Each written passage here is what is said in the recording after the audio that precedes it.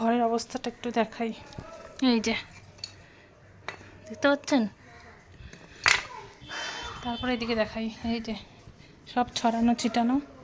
এই যে পেঁয়াজ, এখানে ডাস্টবিন কোথায় দেখাবো, এই যে এই যে ডাস্টবিন আমার।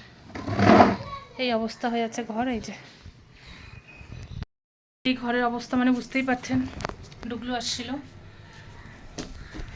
তো ডুগলু এই যে খেলাধুলা করছে। আর পেঁয়াজগুলো যে কী করে, পেঁয়াজগুলো ছিটায় ছিটায় ফেলাবে, টমেটো ফ্রিজে রাখবে, কৌটা টৌটা নিয়ে ফ্রিজের মধ্যে টমেটো ফ্রিজ থেকে বের করে নিবে। আর জিনিসপত্র ফ্রিজ খোলা থাকলে ফ্রিজে রাখবে, এরকম। তো ওকে দিয়ে আসলাম বাড়িতে, এখন রান্না করব। আজকে 15ই আগস্ট, স্বাধীনতা দিবস। তো স্বাধীনতা দিবসের সবাইকে শুভেচ্ছা। তো বাড়িতেই আছি। গুলটু স্কুলে গেছে, স্কুলে ওর প্রোগ্রাম আছে বলে আজকে তাড়াতাড়ি চলে আসবে। ওই আগে যেই টাইমে আসতো 12:30, 12টা 12:30টার মধ্যে ছুটি হয়ে যাবে। আস্তে আস্তে 1টা, 1:15 বা 1:30 হলেও হতে পারে। আজকে বাইরেটা পুরো রোদ উঠছে। কালকেও রোদ উঠছিল, কালকে আর ভিডিও করা হয়নি আমার। তো কালকেও রোদ উঠছিল, কিন্তু আকাশটা কখনো কখনো কালো কালো লাগছে মনে হচ্ছে আমার। জানি না বৃষ্টি হবে কি না, বৃষ্টি না হলেই ভালো, পুরো রোদটাই উঠুক। কারণ কয়েকদিনে বৃষ্টিতে যা অবস্থা গেছে, কালকে একদম খটখটা রোদ উঠছিল, ঠিকই আছে। কয়েকদিন তো রোদ উঠুক। দেখাই একটু রোদটা। হ্যাঁ, এই যে এখান থেকে বোঝা যাবে না হয়তো, আমি দেখাচ্ছি বাইরে বোঝা যাচ্ছে কিনা। এই যে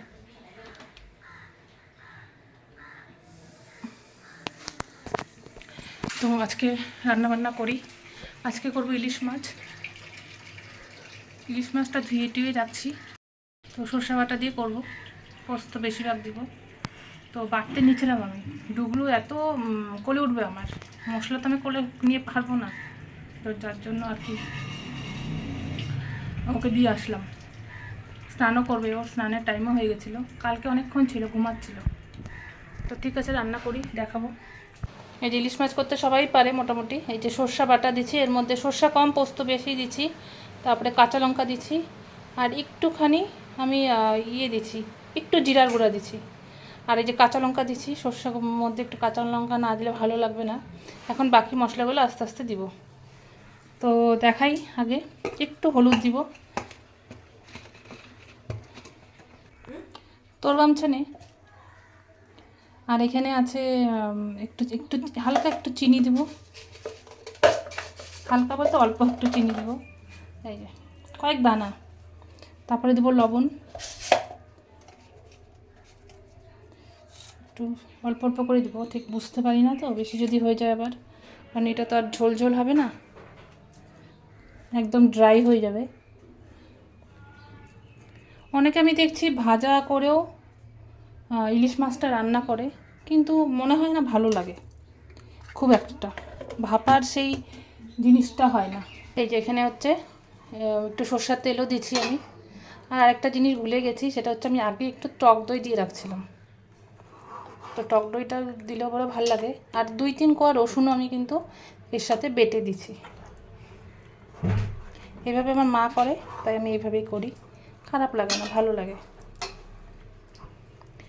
ঠিক আছে, করে নিই, তারপরে আমি যখন দিব তখন আপনাদের অবশ্যই দেখা। এই ইলিশ মাছের ফাইনাল লুকটা একটু দেখাই, কীরকম হয়েছে আমাকে অবশ্যই বলবেন সবাই।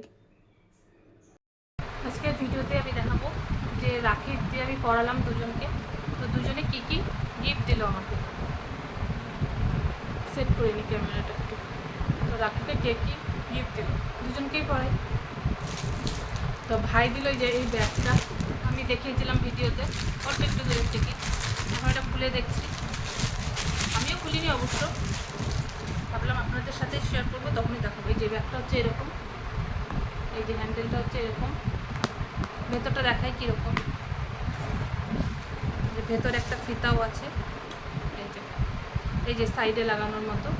তো ছোট্টর মধ্যে সুন্দর ব্যাগটা, এখানে অনেক প্লাস্টিক আছে, ওগুলো আর খোলা যাবে না। আর আকাশদার বাড়িতে গেছিলাম, এই যে শাড়ি দিচ্ছে আকাশদার, প্রতিবার শাড়ি দেয়।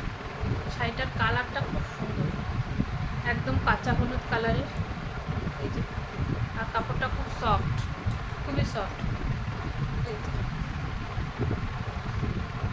ব্যাস, এই দুটোই হচ্ছে রাখির গিফট।